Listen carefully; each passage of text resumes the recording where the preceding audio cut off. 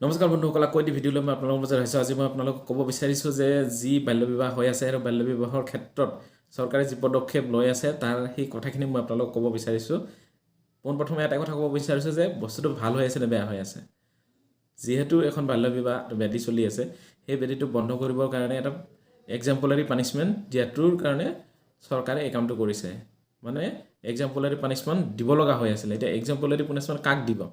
অকল এটা ফেমিলিক দিলেতো নহ'ব। গতিকে তাৰ কাৰণে তেখেতসকলে কি কৰিছে, যি ডিষ্ট্ৰিক্ট চাইল্ড প্ৰটেকশ্যন ইউনিট আছে আৰু CWC আছে, চাইল্ড ৱেলফেয়াৰ কমিটি, তেখেতসকলে বহু ক্ষেত্ৰত বহু ডিষ্ট্ৰিক্টত তেখেতসকলে এক্সাম্পলাৰী পানিছমেণ্ট দিছে।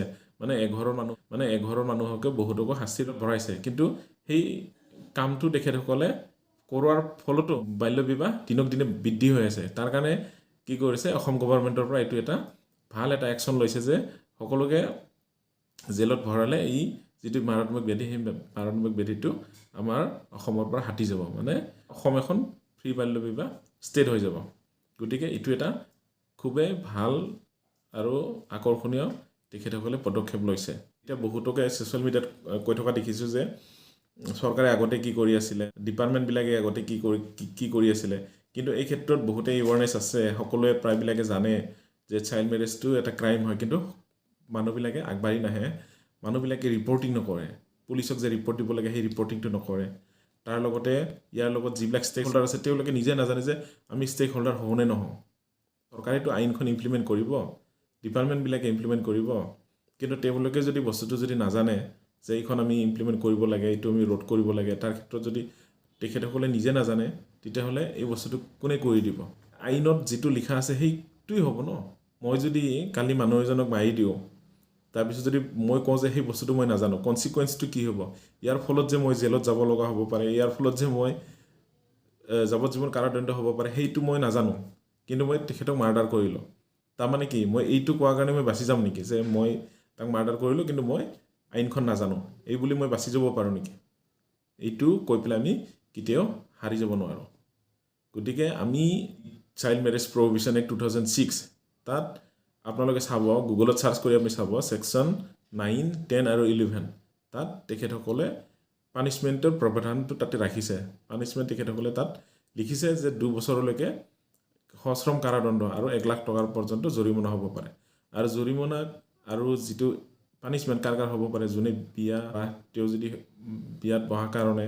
2 নম্বৰটো হৈছে কি, যিবিলাকে বিয়াত খাব গৈছে, মাক দেউতাকে যি বিয়াটোৰ কাৰণে প্ৰমোশ্যন কৰিছে, তেখেতসকলে পাৰ্মিশ্যন দিছে, তেখেতসকলৰ মানে বিয়াৰ লগত জড়িত যিমানবিলাক মানুহ আছে সকলো ব্যক্তি এই আইনগতভাৱে তেখেতসকলে দণ্ডনীয় হয়। যে আগতে চৰকাৰে কি কৰি আছিলে, আগতে কিয়, আগৰ কথাটো বাদ দিয়ক, কিন্তু য'ৰ ক্ষেত্ৰত তেখেতসকলে যি পদক্ষেপ লৈছে, ইয়াৰ ফলত আমাৰ যি উঠি অহা প্ৰজন্ম তেখেতসকলৰ নিশ্চয়কৈ ভাল হ'ব। কাৰণ 12-13 বছৰত বিয়া দিয়াটো কেনেকুৱা ধৰণৰ অপৰাধ। নিজৰ ছোৱালীজনী স্কুলত ধুনীয়াকৈ পঢ়ি থাকিব, খেলা ধূলা কৰিব, স্কুলত যাব, ধুনীয়াকৈ আহিব, টিভি চাব, ইমান ধুনীয়াকৈ থাকে। আৰু বিয়া দিয়াৰ পিছত ছোৱালীজনীৰ কেনেকুৱা হ'ব, মেণ্টেলি ফিজিকেলি হেৰেছমেণ্ট। গতিকে তেখেতসকলৰ ফুল কমলে যিটো সেইটোক আমি ধ্বংসৰ ফালে আগবঢ়াই দিয়া হয়। গতিকে সেইখিনি কথা মই বিশেষকৈ ক'ব নাযাওঁ, কিন্তু মই আপোনালোকক এটা কথা ক'বৰ কাৰণেহে আহিছোঁ যে কেনেকৈ ইয়াৰ যি চাইল্ড মেৰেজত মানুহবিলাকে পৰিছে, তাৰ পৰা আমি কেনেকৈ ধৰণে বাচিব পাৰোঁ। এই চাইল্ড মেৰেজত পৰিছে তেখেতসকলৰ বাচাৰ এটা উপায় আছে যে ছোৱালীজনীৰ যদি কোনোবাই যদি ডেট অফ বাৰ্থ চাৰ্টিফিকেট আছে আৰু তেখেতৰ যদি 18 বছৰ হৈছে, তেতিয়াহ'লে সেই বাৰ্থ চাৰ্টিফিকেটখন আপোনালোকে দেখুৱাওক।